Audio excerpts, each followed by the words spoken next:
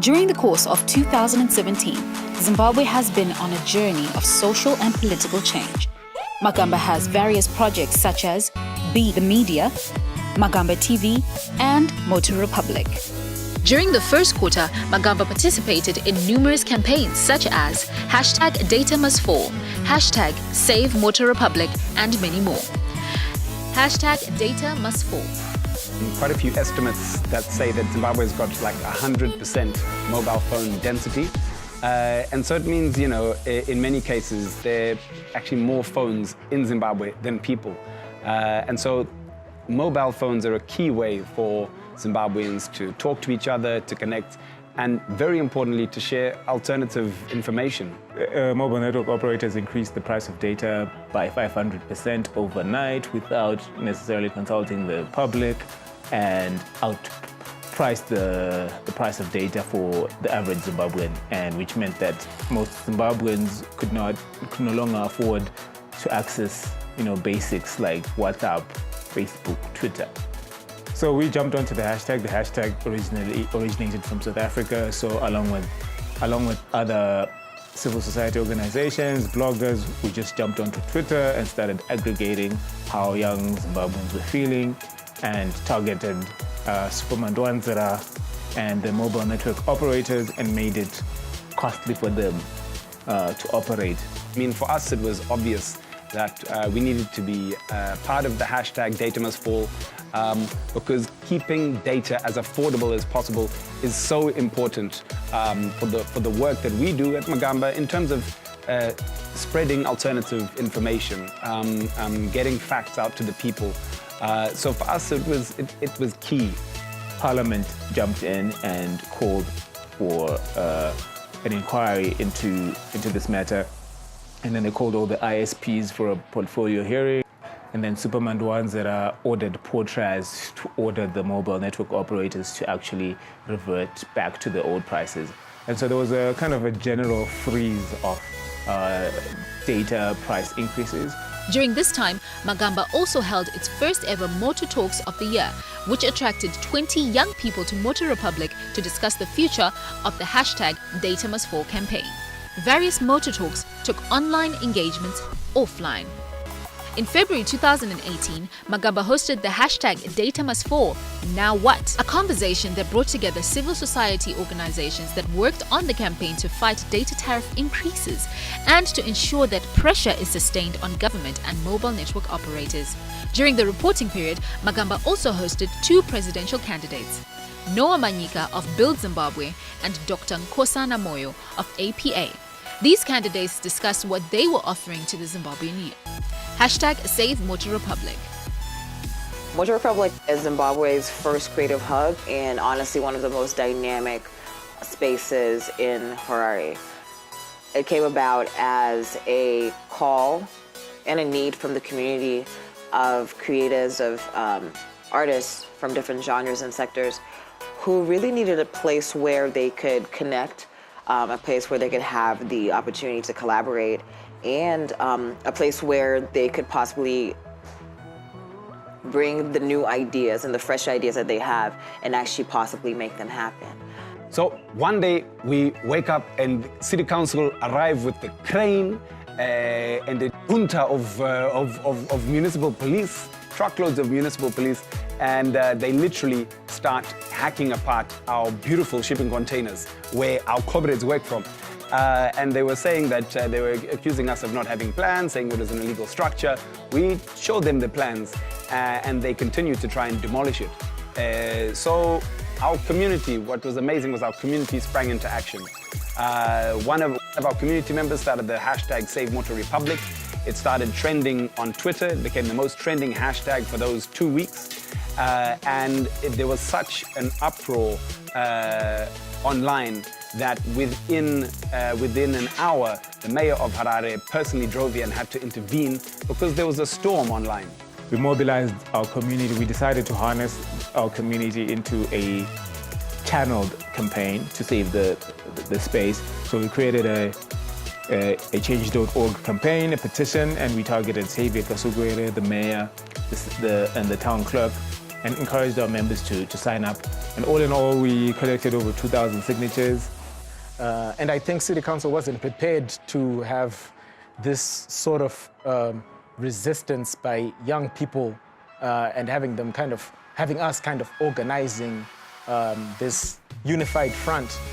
It was awe-inspiring to be able to come out here and see the members of the co-working space, you know, people who have been part of the Magamba journey, and as we have been building Moto, to really feel like something was being taken away from them.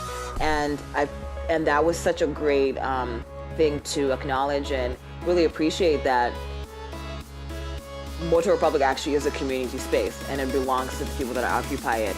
And seeing them fight and yell at the police and try to get as many people to support the cause was one of those outcomes and one of those unexpected things that actually came out of that little time.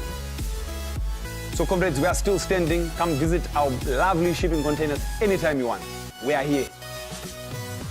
#FreeMartha. Magamba B, the media project, and Magamba TV experienced phenomenal growth and overcame overwhelming challenges in the course of implementing its projects in a highly politically charged environment. The two projects increased their reach through creative use of social media online and offline engagement of young people. Magamba's impact in successfully engaging young citizens through its program attracted the attention of the state, which on 4 occasions in 2017 resulted in the organization and its employees being the main target of the state crackdown on social media and freedom of speech. The arrest of Magamba project officer Martha O'Donovan in November 2017, together with the raid on the organization after a slew of tarnishing stories, both spoke to the reach of the project activities implemented by Magamba Network. In November 2017, we had big plans for Magamba. We were planning our 10-year anniversary because we'd been formed in 2007.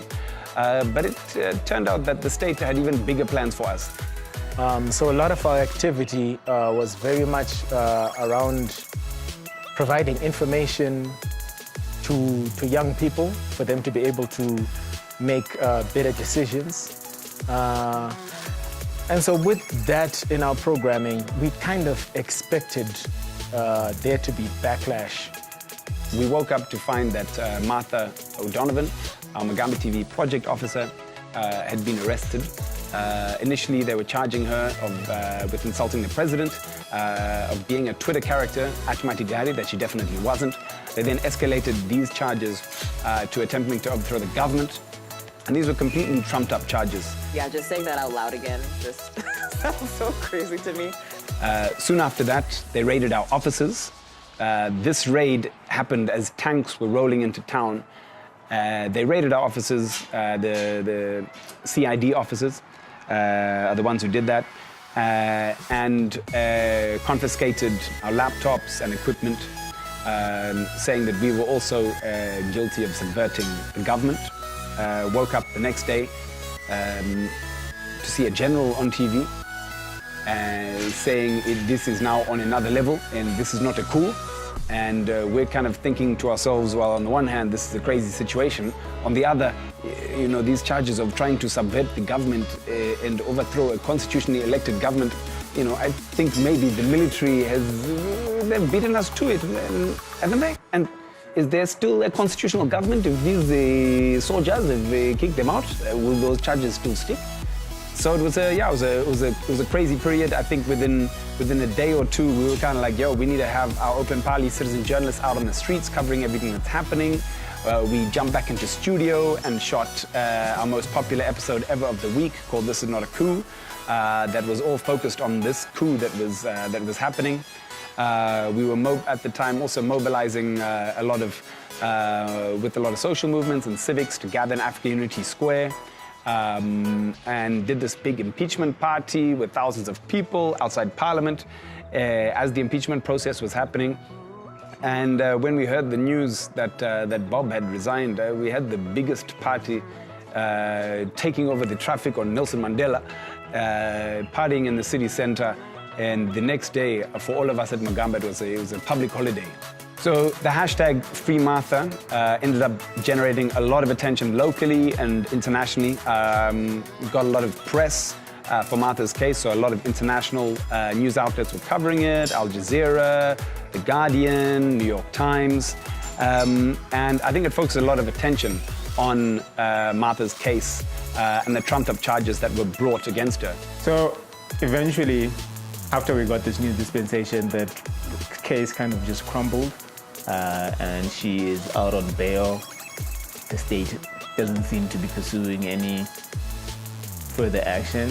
It was a very important period for Magamba because it gave us, after all was said and done, it gave us character in terms of knowing how strong we are as a team, how united we are as a team. Hashtag Dear Rita. So Dear Rita was a result of Rita Makarau, the previous Zimbabwe Electoral Commission chairperson, coming out during a press conference and uttering some very outlandish things. It was very wild, to say the least. Her statements were very bigoted, they were very patriarchal, they were sad. She said that if you were going to register to vote, you should have a proof of residence, and if you don't have a proof of residence, you should get an affidavit that says you live under a tree or under a bridge, or you don't have a place of, you don't have a house. So that didn't go down well with young people, who are the majority of people who wanted to register to vote. And then she also upset a lot of women when she said that if you don't have proof of residence, you should just ask your husband to write a letter for you. And that didn't go down well. And so we saw the animosity that was building up, and we started the Dear Rita hashtag, where we encouraged Zimbabweans to direct their frustrations to Rita Makarau. And within a matter of hours, it was trending on Twitter, and people were sending all sorts of messages from Rita Uribens to Zek, you're completely idiotic in your approach, to us questioning the motive of the move, and to asking them to retract and to revise their approach. So this resulted in a public outpouring, and then eventually Zek had to issue a statement which was published on all the news outlets, trying to clarify what they meant and to demystify the voter registration requirements. So eventually they relaxed the requirements. Eventually we found that ZEC would provide a commissioner of oaths at every voter registration center, and which made it easier for young people to register to vote. And they also activated their social media handle, thanks to Open Party, for starting that hashtag, and which made them more accessible now to ordinary Zimbabweans. And we have a historic youth voter turnout in this election. Like, there's 60% of the people who registered to vote are young Zimbabweans, and hopefully they'll be able to turn up and vote and have their voices heard in the upcoming elections. Through the creation of successful hashtags, campaigns, and production of relevant and credible content, Magamba has been able to expand on young people's access to information, as well as creating platforms for youth participation in national issues and hold leaders to account. From allowing of regional and international knowledge-sharing platforms of social movements through talks and workshops at the Hub and Conference at Shoko Festival, as well as the Peace in the Hood lineup, 2017 has seen successful online engagement with offline impact.